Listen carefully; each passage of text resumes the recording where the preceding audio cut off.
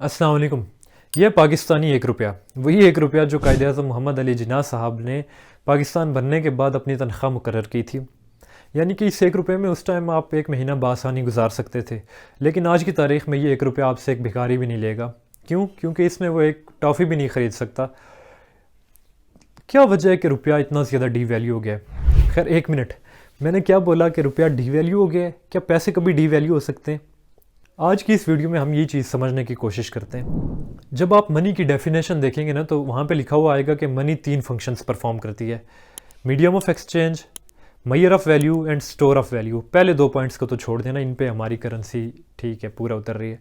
तीसरा जो फंक्शन है स्टोर ऑफ वैल्यू, यानी कि मनी अपने अंदर एक वैल्यू को स्टोर करती है।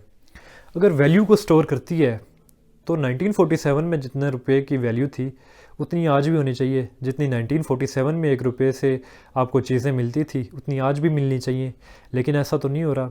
सो हमारी जो मनी है वो तीसरा फंक्शन ही नहीं परफॉर्म कर रही। और ये सिर्फ हमारी करेंसी नहीं है, ये दुनिया की इस वक्त आप कोई भी करेंसी उठा लें उसका वही हाल है। क्योंकि आज जो फिएट करेंसी वाला निज़ाम चल रहा है वो किसी भी चीज़ से बैक नहीं है। अब जो करेंसी किसी भी चीज़ से बैक नहीं होती तो फिर उसके मुकद्दर में लिखा होता है डूबना। जैसे कि जर्मनी की करेंसी, जब वर्ल्ड वार 1 हुई ना, तो उसके बाद जर्मनी ने अपनी करेंसी गोल्ड स्टैंडर्ड से हटा दी थी। गोल्ड स्टैंडर्ड से हटाने के बाद उन्होंने इतनी करेंसी छाप दी थी जितना उनका दिल चाह रहा था, जैसे कि अभी हो रहा है। और ज़्यादा नोट छापने की वजह से वो इतनी ज़्यादा डी वैल्यू हो गई थी कि उन्हें बड़ी बड़ी रेडियो पे पैसे ले जाके एक ब्रेड का पैकेट ख़रीदना पड़ता था। वो इतनी ज़्यादा डी वैल्यू हो गई थी और लोग उनके अपने पैसों को यूज़ करने लगे थे आग जलाने के लिए। वो इतना ज़्यादा डी वैल्यू हो चुका था। तो यही सीन अभी आज जो करेंसी यूज़ हो रही है उसके साथ भी है। ये स्टोर ऑफ वैल्यू वाला फंक्शन नहीं परफॉर्म कर रही, किसी भी चीज़ से बैक नहीं है। अब इसी की वजह से फिर आपके साथ होते हैं फ्रॉड भी। अब फ्रॉड कैसे होता है वो मैं आपको समझाता हूँ। गवर्नमेंट जितना भी चाहती है पैसे छाप लेती है। अब ज़्यादा पैसे छापने की वजह से करेंसी डी वैल्यू हो रही है, और करेंसी के डी वैल्यू होने की वजह से आपके पैसे जो हैं वो आपको लग तो रहा है कि बैंक में मैंने जो 40 साल पहले 50 लाख रखा था आज भी वही 50 लाख ही है। लेकिन जो 40 साल पहले जो 50 लाख में आप जो चीज़ें ख़रीद सकते थे ना, वो आज नहीं ख़रीद सकते। मनी की बाइंग पावर बहुत कम हो गई है, परचेजिंग पावर बहुत कम हो गई है, और यहाँ से आपके साथ असल फ्रॉड होता है। मिसाल के तौर पे मैं आपको एक सिंपल एग्जांपल से समझाता हूँ। फ़र्ज़ करें कि 2015 में आपके पास 30 लाख थे। आपने क्या किया कि 15 लाख बैंक में रख लिया और 15 लाख का 15 तोले सोना ले लिया। आज 2024 में सोना फ़र्ज़ करें कि 2 लाख रुपए का तोला मिल रहा है। तो जो 15 लाख आपके पास था ना, उस 15 लाख में से सिर्फ आपको आज 7.5 तोला सोना मिलेगा। यानी कि 7.5 तोला सोना आप नुकसान में चले गए। और जो 15 तोले आपने सोना लेके रखा था आज वो आपको 30 लाख में बिकेगा। अब यहाँ पे आपको प्रॉफिट हो गया, लेकिन जो सिर्फ आपने पैसे की सूरत में रखा था वो आप डी वैल्यू हो गए। वहाँ पे आपके साथ हाथ हो गया, वहाँ पे आप जो है ना आपके आधे पैसे समझ लें, आधों से ज़्यादा पैसे चोरी हो गए सिर्फ इस सिस्टम की वजह से। तो कहने का मकसद ये है कि इस्लाम भी जिस चीज़ की इजाज़त देता है, हमें कहता है कि एक ऐसी कोई करेंसी वो चीज़ होनी चाहिए जिसके अपने अंदर एक इंट्रिंसिक वैल्यू, जैसे सोना है, चांदी है, इवन के चावल है, उनके अपने अंदर एक इंट्रिंसिक वैल्यू है। तो लेकिन अभी जो करेंसी यूज़ हो रही है उसके अंदर कोई इंट्रिंसिक वैल्यू नहीं है।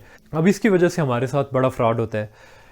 गवर्नमेंट पैसे छापे जा रही होती है और यहाँ से हमारे पैसे डी वैल्यू होते जा रहे होते हैं। हमें लग तो ऐसे रहा होता है कि हम जो है ना 40 लाख जो बैंक में हमने रखे थे आज वो भी हमारे पास 40 लाख के 40 लाख ही पड़े हुए हैं, लेकिन उनकी परचेजिंग पावर कम हो गई है। अब पैसे का मकसद यही है कि आपने कोई चीज़ें परचेज़ करनी है, आपको फ़ायदा हो सके, तो वो आपकी कम होती जा रही होती है। मिकदार आपको कागजी तौर पे तो उतना ही होता है कि 40 के 40 लाख ही आपके पास हैं, लेकिन परचेजिंग पावर कम होने की वजह से उन 40 लाख रुपए में आप बहुत कम चीज़ें ख़रीद सकते हो फ्यूचर में। तो मकसद कहने का ये है कि आप ऐसी चीज़ों में इन्वेस्ट करें जिनके अंदर इंट्रिंसिक वैल्यू हो, जैसे कि गोल्ड हो गया, डायमंड हो गया, कार्स हो गई, रियल स्टेट हो गई, ऐसी चीज़ें जिनके अपने अंदर वैल्यू है, कागज़ के अंदर कोई वैल्यू नहीं है। अब इन चीज़ों में आप इन्वेस्ट करेंगे तो आपको फ्यूचर में फ़ायदा होगा। जैसे कि मैंने बताया कि 15 लाख का सोना अगर आपने लेके रख दिया होता 2015 में, तो आज आपको वो 15, 20, 25 लाख का प्रॉफिट दे के जा रहा होता। जब आप किसी इंट्रिंसिक वैल्यू वाली चीज़ में पैसे इन्वेस्ट करोगे तो आप 2-3 चीज़ों से बच जाओगे। एक तो आपको फ्यूचर में फ़ायदा होगा, और दूसरा सीन अक्सर हमारे साथ ही होता है कि हम जो है ना बैंक्स में पैसे रखे होते हैं और सूद पे चल रहे होते हैं।